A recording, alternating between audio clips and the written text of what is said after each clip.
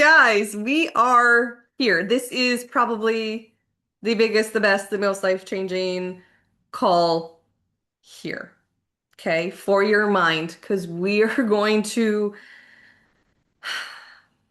we're gonna review, we're gonna revise, we're gonna shift our entire relationship with it. So in our first call, I was like, please, please, please, just remember your mind is not out to get you.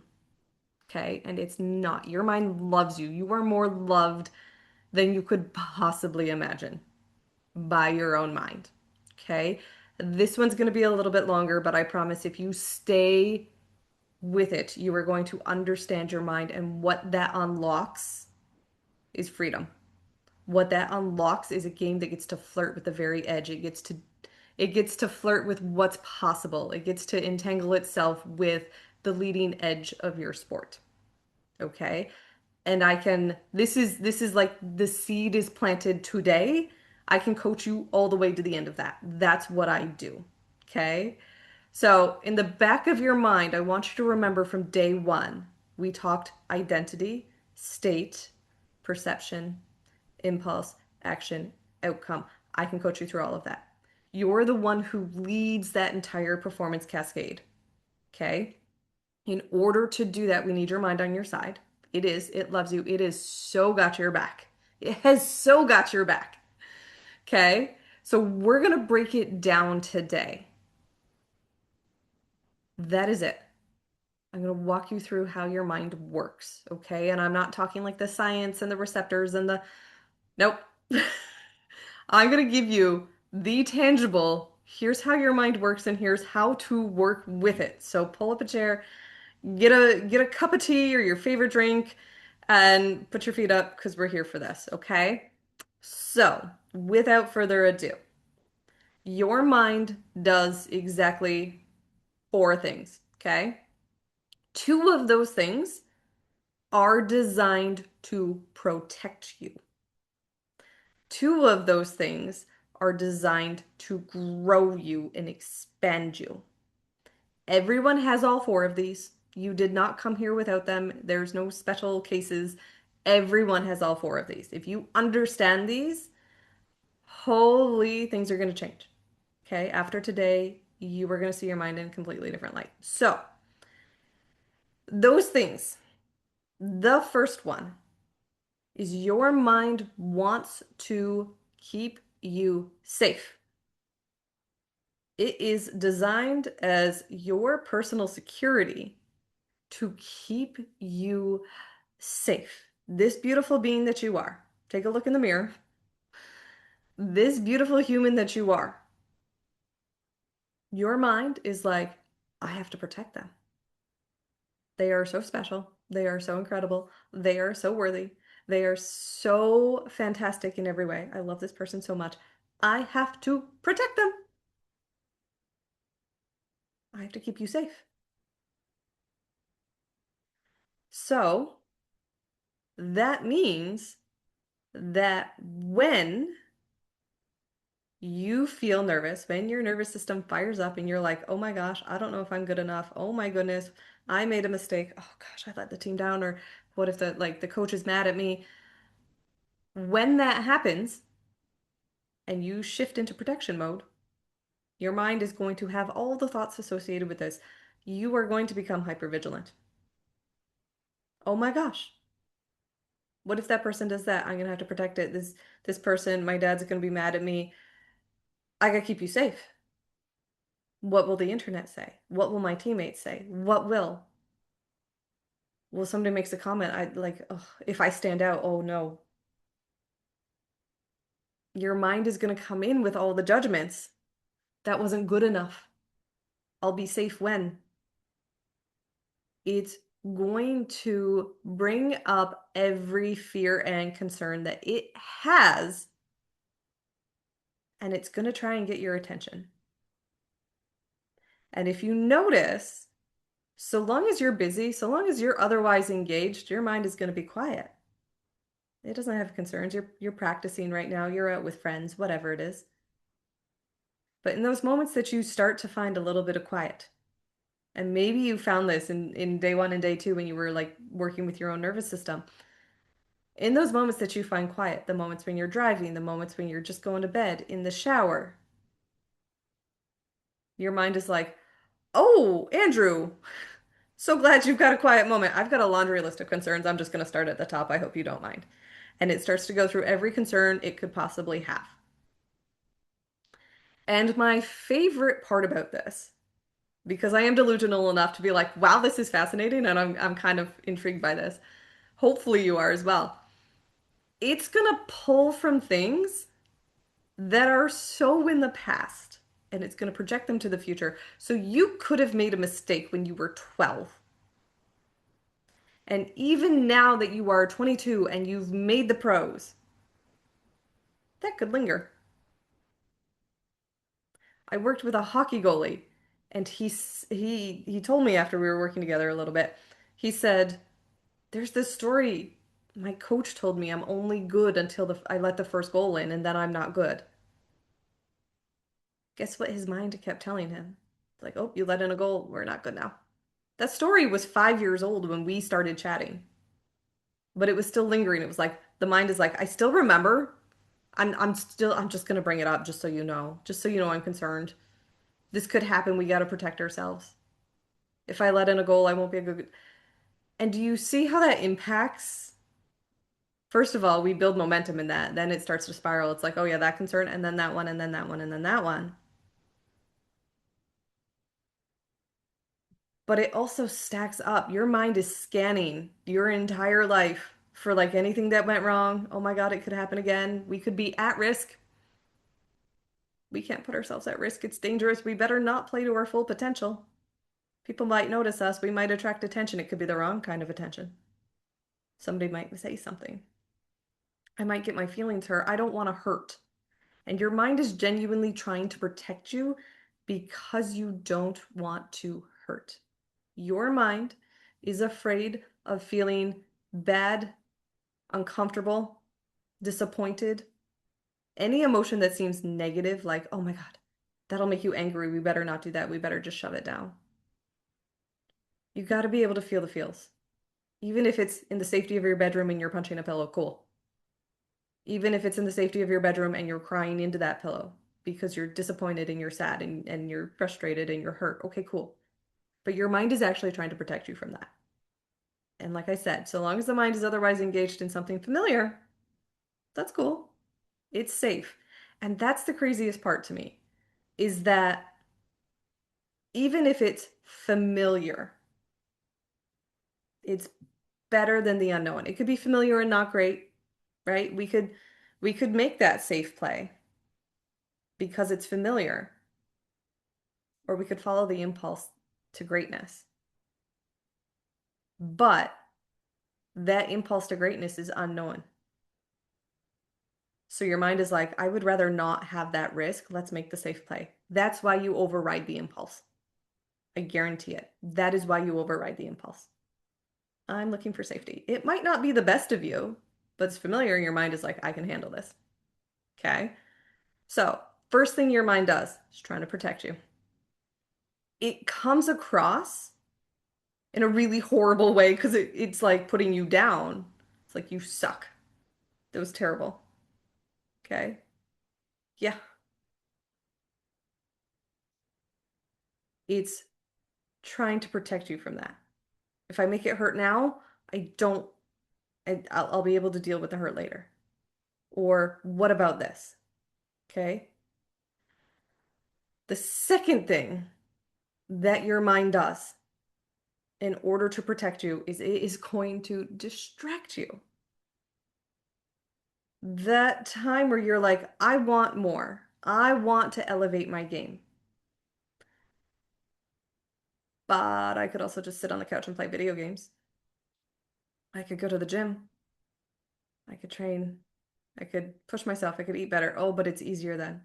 Right? Have you ever had a moment where you're like, okay, I'm gonna train, I'm gonna do that extra run this week, and you see your shoes and you're like, oh, the front entry's dirty. I'm gonna just sweep it up before I go.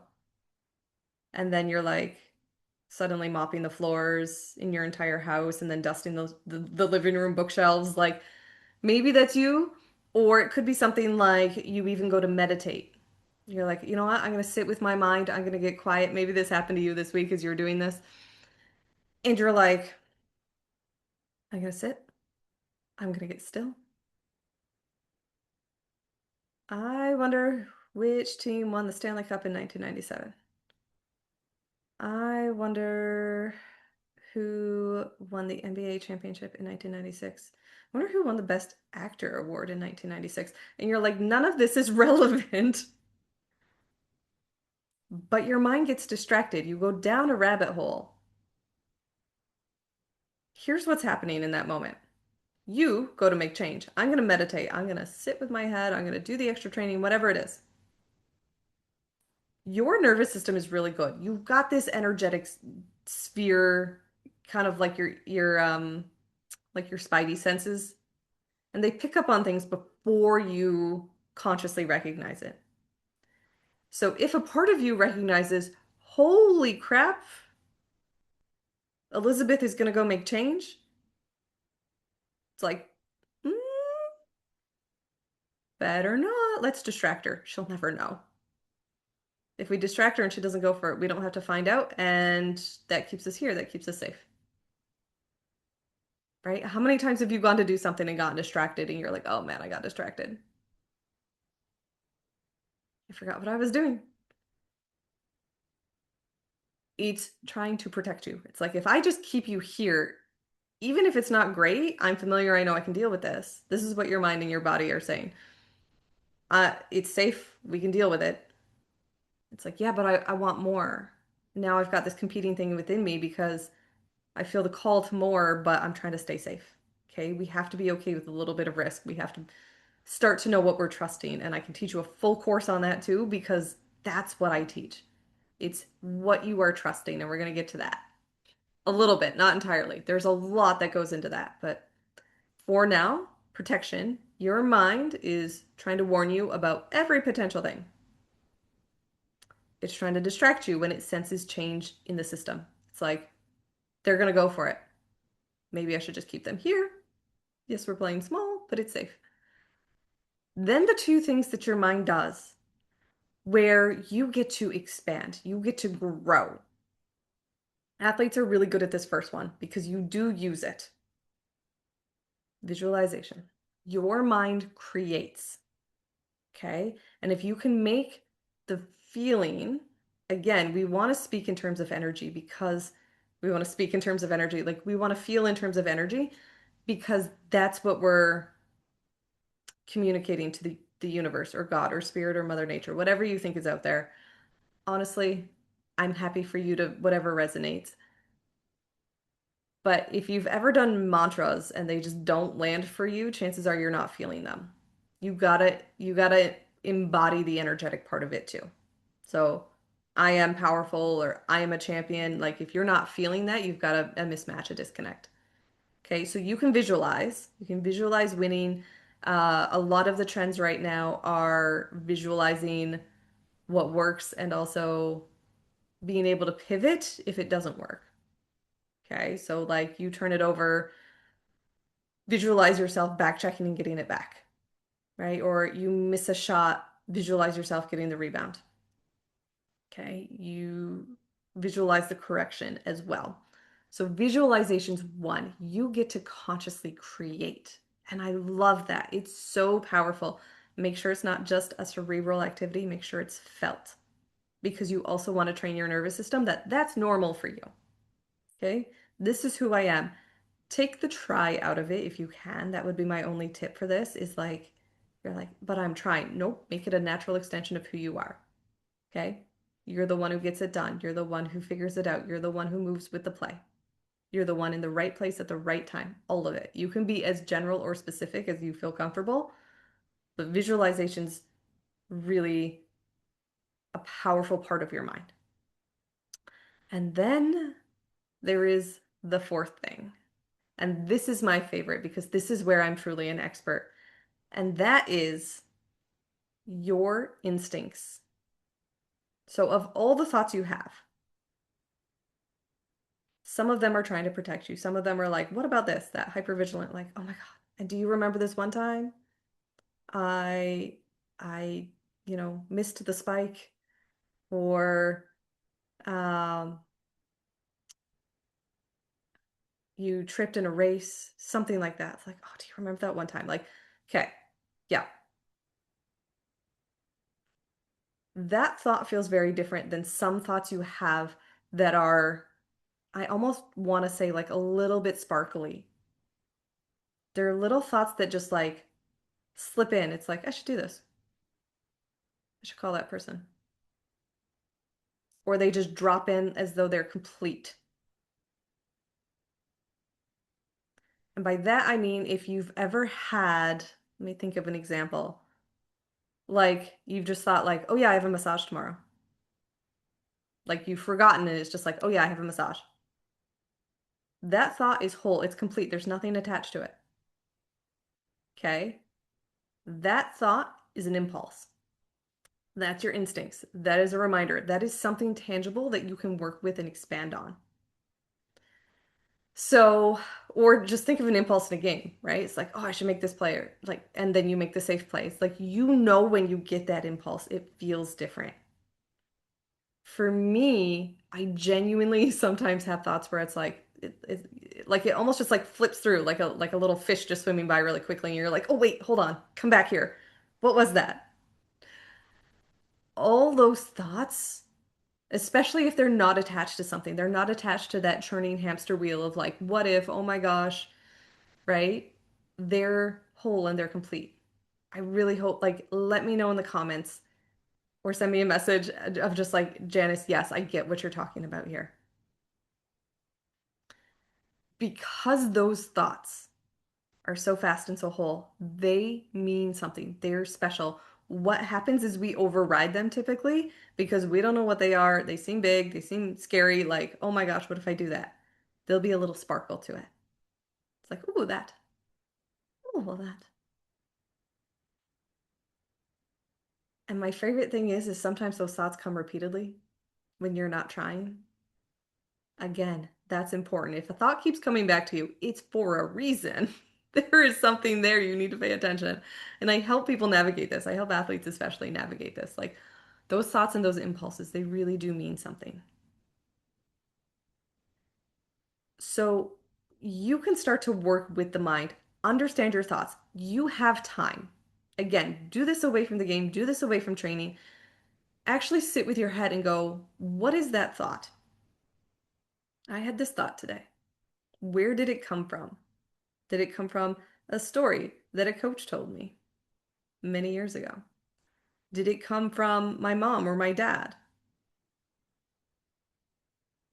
Did it like, and even for example, it could be something very simple. Like I'll have thoughts of if I'm putting my shoes on, I untie my shoes because I genuinely hear my grandmother's voice being like, you should tie your shoes, like untie them to put them on. My grandma took care of everything. She was such a pristine woman. She was so sweet. She had the same vacuum for like 60 years because you never pulled it by the hose. Every time you put your shoes on, you don't just slide your feet in, you untie them, and then you put your shoes on, and then you tie them up, right? I'm sure you have thoughts like that. In that case, it's serving me. Absolutely, I don't mind, right? But some of those harsher judgments, some of those I can or I can't do that, where is that coming from? I'm this type of player. Where is that coming from? When you understand where the thoughts are coming from, it's like, oh, I'm afraid of this. Oh, I'm looking for certainty. Oh, this is what somebody once told me. Oh, I'm afraid of the mistake. Then we know where to do the work. You'll notice it's tied into identity and nervous system. Who am I? Right now, I'm someone who's terrified. Okay, cool. Can we shift that? Can we start to feel a little safe? Can we figure out how to be confident? And I know that's a big question. I'm not asking you to answer that right now, but I am asking you to spend some time. And if it's easier to write down what the thoughts are, do that. Write down what the thoughts are. Write down where they come from. Because when you understand this, one, your whole system does not have to carry it anymore. Okay? And two, you start to actually do the applicable work for you. This is not throwing spaghetti at the wall. This is you moving with power. It does take a bit of courage to show up because you're like, oh gosh, I don't know if I want to lift the lid to my mind. It seems like a hot mess right now. Okay, cool. Find the courage. Because once you understand your thoughts, your mind has no power over you. And I guarantee you, your mind is just responding to who you're being and who you want to be. Okay? The thoughts, the protection is responding from who you're being. The impulses are responding to who you want to be. They are there. I have goosebumps right now because I'm like, this is the most exciting thing when you can start to go, this is this, and this is this, and this is this, and this is who I am, and this is what I'm doing. It is powerful. There is no hesitation. There is no overthinking. You are confident, not because you're trying to be confident, but because that's who you are. You're just like, I know. I know. You start to notice all the stories you're carrying that aren't yours. You start to notice all the little nudges and impulses you're getting that are calling you towards greatness. That's power. Athletes in their power are the best thing in the world. They're exciting for you because you feel good, you feel empowered, your mental health is better. They're good for the game because you play better, the fans love it, the owners love it, the coaches love it. Everything is great. Okay? It is so exciting. Spend some time and you'll notice it probably shows up in different areas, right? You're like, "Ooh, about relationships, I have same similar fears about, you know, speaking my truth. I have the same fear, right? Whatever it is." But start to notice because when you really go, oh my gosh, I know exactly what I need to do, and you do it, and your thoughts are just, they're little messengers that are just highlighting this for you. Okay? Your mind isn't out to get you. It loves you so much that like it will bring up that story from 10 years ago just to try and keep you safe. How ridiculous is that? But also how wonderful. There is something in this world that loves you so much, it will do anything it can to protect you. That's pretty powerful. When you understand it, you can start to make the exact shifts that you need. That's incredible. So go do it. Go sit with your mind. Go find your power in that. And we're going to come back, and we're going to chat, and we're going to build on this, okay? That's it for today. We're going to talk about impulses and so on a little bit later because I can't give you everything all at once. Speaking of your mind, it will make it melt into a giant puddle. Okay? So go enjoy. Mwah. I will see you next time.